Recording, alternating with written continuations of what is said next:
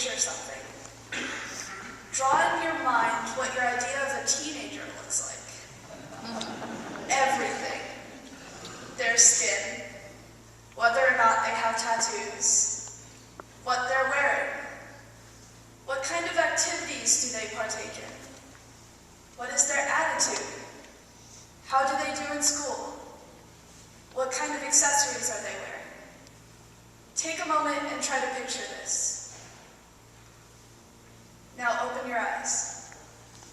I can tell you from what I've heard from many comments from adults or even other teenagers that the perception of this developmental stage in life is typically seen as angry, delinquent, hoodie-wearing rabble-rousers, typically failing in school and back-talking to adults. I can also tell you that there is a preconception that most teens have no time for anything spiritual or mind-stretching. That the reason is because we are too busy playing video games, or slacking off to care, or to put an effort in. Even from other teenagers, that is the way we see each other, both from experience and what others tell us that we are. Irrationality, brashness, anger, irresponsibility.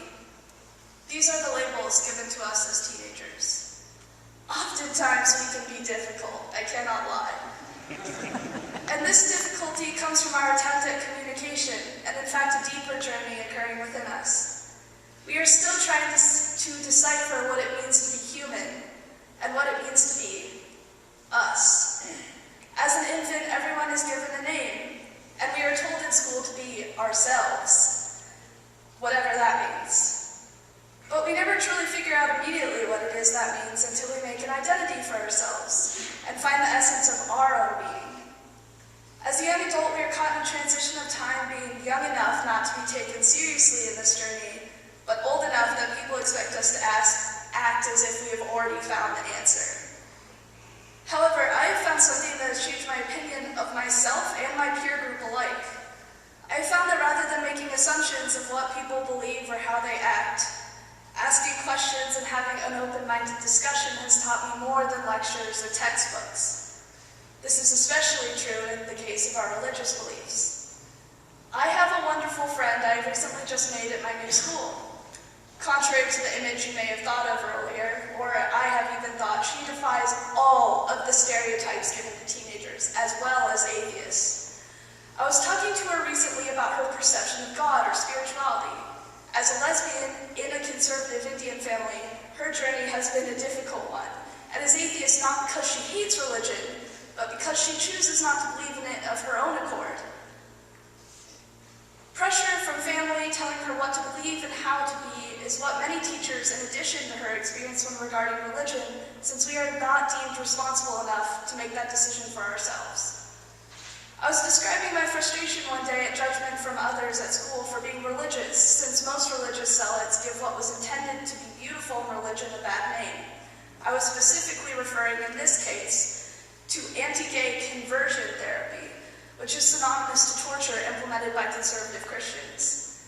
However, what she said in response to this was the most beautiful and kind thing I have heard in a long time.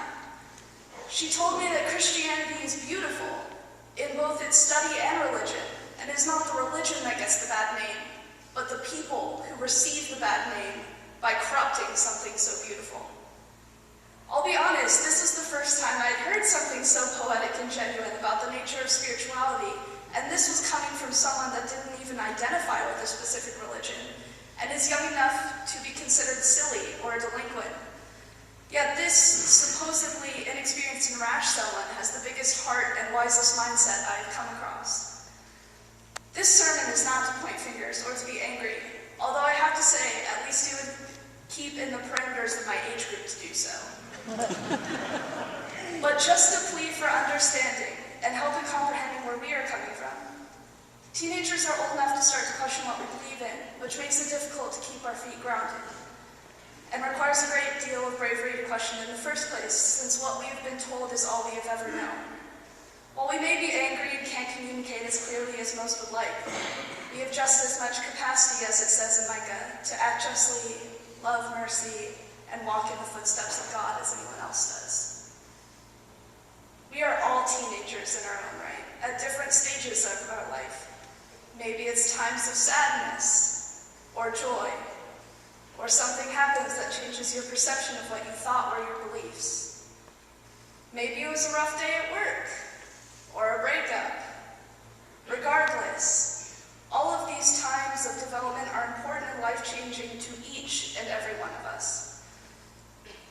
All we ask as teenagers is that in our time of connecting with God, or who we really are, including our beliefs, that we be taken seriously, since we have the capacity to love and be loved, and so does everyone else. My perception of God wasn't told to me, but discovered through community and discussion and everyday acts. A Father who loves us eternally, providing opportunities and endless second chances. A friend to cry on, a person to talk to, someone to hope with. But I won't tell you that's how he is, or try to convince you that I'm the right one.